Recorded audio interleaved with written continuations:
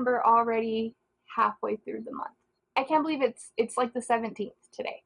So that means we need to go through every single book that I've read so far, what I'm currently reading, what I have left to read, and talk about my goals and how close I'm coming to finishing them, or what I have left to do to accomplish my goals in the month of December. So without further ado, don't forget to like, comment, subscribe, and all that fun shit. Let's go. Okay, first things first, I want to talk about a book that I actually don't have the physical copy of, so I'm just going to put a picture right here. I read Killer Instinct by Jennifer Lynn Barnes, and y'all, that was a 4-star read for me. It was so freaking good. I loved every second of it.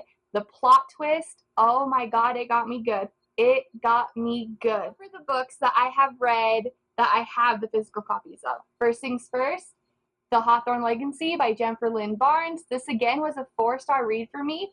The plot twist, I thought I knew what was happening, and I could not have been more further from the truth.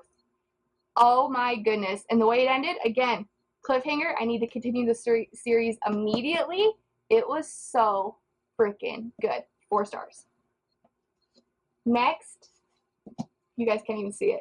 Two Twisted Crowns by Rachel Gillig. Now, I have more questions than answers still about this series, and honestly, I have no idea what I'm going to do because I'm still so confused. And the series is over. It's a duology. It's over. It was a 4-star read for me, but I still felt like none of my questions from book 1 were really answered in book 2. But it did end on a good note, and everything's all like sunshine and roses, but still, I don't know. She didn't really answer my questions. So, 4 stars.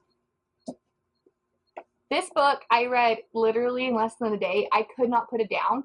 That is Good Girl, Bad Blood by Holly Jackson. This is book 2 in the Good Girl Guide to Murder series. And y'all, this is a 4.5-star read for me. I could not put it down. I thought I had it figured out. Like, literally, I thought I had it figured out. And then the plot twist, I about lost it. If you guys have not read this series, please go check it out. It's a quick, easy read. It's YA, but it's so good. It's so good. Next was Magnolia Parks. I read this. It took me a little bit to get into it, but I read it in a couple days. This was a 3.5-star read for me. I didn't like the themes, like the whole like drugs and sex and alcohol and all the drama. But I do gotta say, because of this book, I did start watching Gossip Girl. I'm actually watching it like right now, or I will be as soon as I get done filming. Because this is literally like Gossip Girl, but set in Europe, in London. It was so good at the end. The beginning and the middle, really, it took me a little bit to get into it, but the ending was good, and it ended on such a cliffhanger. And I know I have to read what's her name? Because Jessa Hastings is the author. Daisy Hates book next, which is like this book's timeline, but a different perspective, I guess. So I can't wait to pick up and continue the series. But I do want to get back into Magnolia stories. So 3.5 stars. Didn't like the themes, but I am going to continue in this world. Next is a book that I read in less than 2 hours. I could not put it down. It was so cute. It was so fun. It was super quick and easy. That is The 7-Year Slip by Ashley Poston. I was obsessed with this book. 4.5 stars. It is so cute and simple and easy, and y'all, it was so good. I was obsessed, and I don't have much to say besides this was such a good read, and it did put me in a good mood because I was in a bad mood when I picked this up, and by the time I was done, I was laughing and giggling and kicking my feet, and it was so cute. Last but not least, I finished The Ashes in the Star-Cursed King, which is book 2 of the Nightborn duology by Carissa Broadband. I loved this book. My only complaint, and the reason it's not 5 stars, is I felt like it was super dragged out, whatever. it's really thick, y'all, and it's super cute, and the romance and the enemies to lovers, it was super cute, and the fact that like it ended in such a good way. I thought it was gonna end on like a cliffhanger and we weren't gonna get any answers, and no, it ended in the most perfect way. And I know that like there's another book, but it's a different couple and a different story, so I can't wait to pick it up.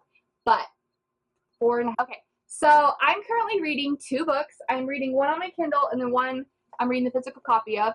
My physical copy is The Nightingale by Kristen Hanna. I'm about 180 pages in, and y'all, this might be my one and only 5-star read for the month of December. This book is so good. I can't stop thinking about it. It's written so well. Kristen Hanna, her writing, like everyone told me it was super good and I was gonna love it. I didn't realize how good it was until I started reading this book. It's so good. And I am obsessed with Isabel and her attitude. Y'all, this is going to be a 5-star read, I can already tell. And I'm not even halfway done yet. The next book that I'm reading is The Invisible Life of Addie LaRue. Now, I'm reading this on my Kindle, but of course I had to show you guys my physical copy. I'm about 100 pages in, and I love V.E. Schwab's writing, but I'm not into this book like I thought I would be. I've heard so many good things, and I wanted to love this so bad that I think I hyped it up so much myself that even though I'm only 100 pages in, I can't get into the story.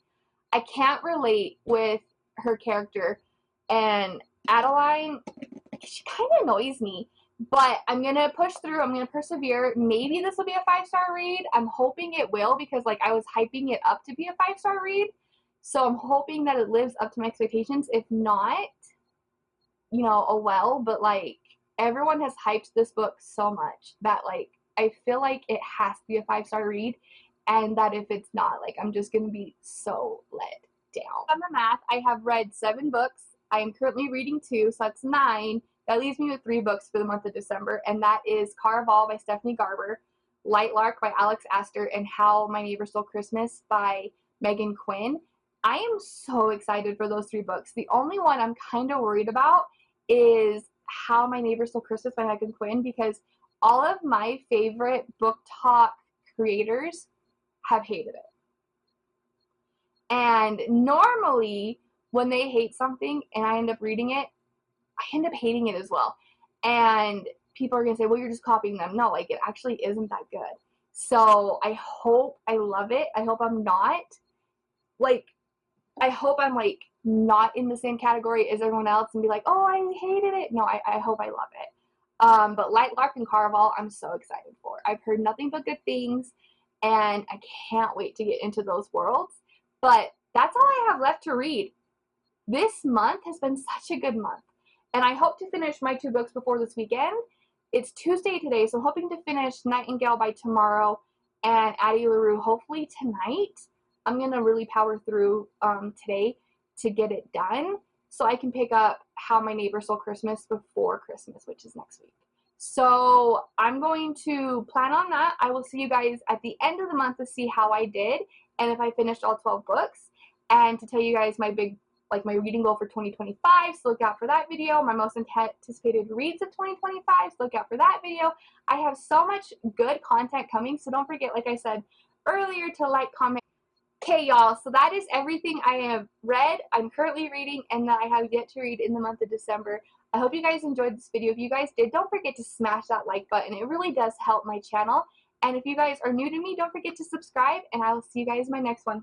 Read on, y'all!